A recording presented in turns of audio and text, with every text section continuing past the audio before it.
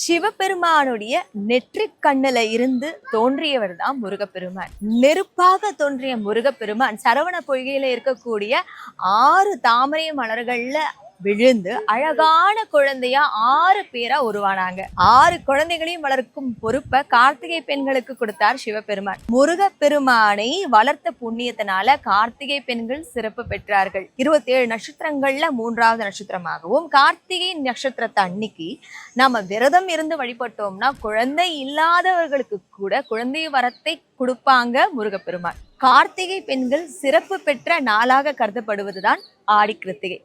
ஆடி கிருத்திகை இந்த 2025ல 2 வாட்டி வருது அப்படின்னு சொல்லப்படுது. அதாவது 1 ஜூலை 20, 2025, அதே போன்று ஆகஸ்ட் 16ஆம் தேதி 2025. திருச்செந்தூர், திருத்தணி, பழனி, வடபழனி ஆகிய திருத்தலங்கள்ல, அதாவது பெரும்பாலான முருகப்பெருமான் திருத்தலங்கள்ல ஆகஸ்ட் 16ஆம் தேதி 2025 ஆடி கிருத்திகை தினம் கொண்டாடப்படுது. இந்த நாள்ல தேய்பிறை அஷ்டமியும் வருது. அதே மாதிரி கிருஷ்ண பகவானுடைய கோகுலாஷ்டமி தினமும் வருது. அப்படி பார்க்கும்போது ரொம்ப ரொம்ப சிறப்பு வாய்ந்த தினமா இருக்கு. அதே மாதிரி ஜூலை 20ஆம் தேதி திருப்பரங்குன்றத்துல ஆடி கிருத்திகை தினம் ரொம்ப சிறப்பா கொண்டாட இருக்காங்க. அந்த நாள்ல பார்த்தோம்னா நாம முருக பக்தர்களாகிய நாம பொதுவா எல்லா கிருத்திகை தினத்தன்னைக்கும் விரதம் இருந்து சுவாமியை வழிபடும் போது எல்லா நலன்களும் நாம பெறுவோம்.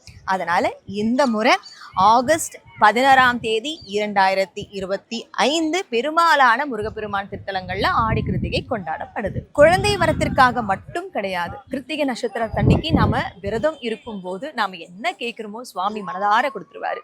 அதே மாதிரி ஆடி கிருத்திகை அன்னைக்கு நம்ம விரதம் இருந்து வழிபடும் போது நமக்கு ஏதாவது தடைகள் இருந்தாலும் சரி, இல்ல கர்ம வினைகள் இருந்தாலும் சரி, இல்ல நிறைய விஷயங்கள் ஆரம்பிப்பாங்க, சில பேருக்கு தடைப்பட்டுக்கிட்டே இருக்கும். இந்த மாதிரி தடைகளை தகர்த்தெறியும் சக்தி இந்த கிருத்திகை நட்சத்திரத்துக்கு இருக்கு. அதனால இந்த நாள்ல நம்ம விரதம் இருந்து வழிபடும் போது பல தடைகள்ல இருந்து நம்ம விடுபடலாம். நிறைய பலன்களும் நமக்கு கிடைக்கும்.